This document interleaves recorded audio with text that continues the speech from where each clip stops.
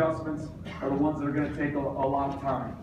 But we talk a lot about direction, and I know Coach Heller was at the national convention and he's seen a guy really give a great example of what this is talking about. If you take a rubber band, you pull the rubber band straight back, it's going to accelerate in a straight line pretty well.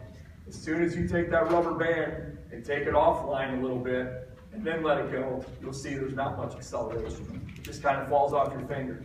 So that's what we're talking about. We want to be in a straight line with the pitcher. With our feet, with our hands, best we can do to try to stay in line. That when we get our lower half action going, we want it all going in a straight line back to the pitcher. That's what our goal is.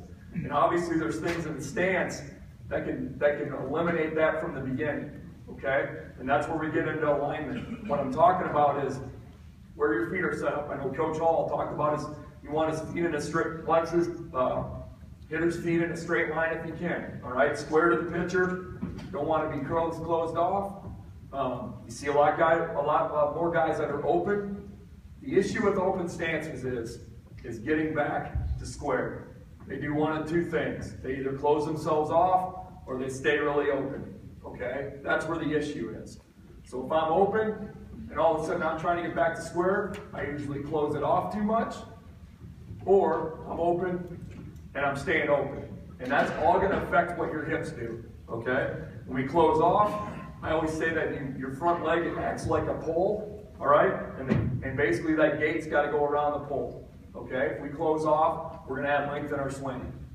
We're going to really be susceptible to anything to the middle end part of the plate because we're not going to be able to get to that pitch without length, okay?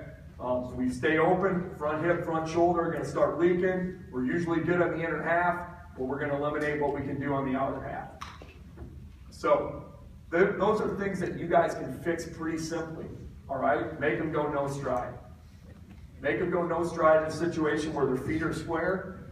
We do a lot of no stride stuff, not because they have to hit that way, but we do think that that's the basis for which they should learn how to hit. It controls their lower half. They'll stay in line. They get a feeling of when their feet are square. So those type of things are what we want out of those guys. So we might have to make them go no stride and then work them back into whatever they were doing before. Okay? Hands.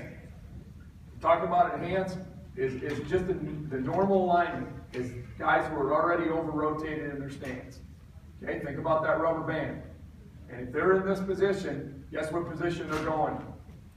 They're going more when their hands get back into the low position. Okay? So we want to get them in a spot. I know Coach Hall talked about his hands kind of in your back shoulder, in reference to your back shoulder. I think that's good. Okay? The other thing is we put a bat in and rest it in their elbows. You don't want them in a position where they're already rotated and that bat's pointing at the first baseman.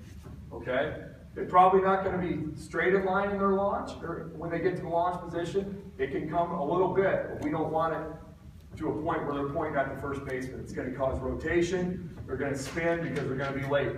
Okay, they're going to have to start cheating. We want to avoid that. Eyes. Coach Hall talked about this as well. Get their eyes square to the pitcher.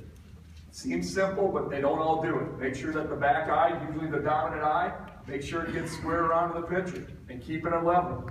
All right, because this, guess what this affects? This. Okay. Eyes are going to be the level of your swing. Now, granted, there's tilt. Your tilt happens, but if the tilt's happening early, that means our barrel and our path's going to be affected early. Okay, that's what we're trying to avoid. All right, this is just something we do with our guys before we kind of get going. We'll just take them all, they'll grab their bat, take them all in the outfield, or if we're indoors, it works pretty well because we have all the football lines. We want them to get all on a line, so they're checking their alignment, their feet are square, all those type of things. And we're just going to take them through a quick visualization. Not much, 2 or 3 of them, but we're just going to call out the situation. Okay, hey, it's an 0-0 count. We're going to sit on a breaking ball. Okay, when we're sitting on a breaking ball, we're going to make sure they load, they're going to visualize, and then we're going to tell them, okay, you're going to get it. You're going to get your breaking ball and get your best swing off it. They're going to take their swing. I'm going to show them the pitch. They're going to go through their load, visualize that ball being struck. Okay? Or we might say, okay, 2-0 count, sitting on a fastball, you get a breaking ball. Okay? They load, I give them the pitch, everything, and then they're going to take it with their lower half. Okay? Take it with their back knee. Because if you're a good hitter, you should expect to swing every pitch. It's the only way you're going to be on time and get your best swing off. Period. If there's indecision before the pitch, you're going to be late. All right? And as we get older and as the pitchers get better, we get fewer pitches to hit, right?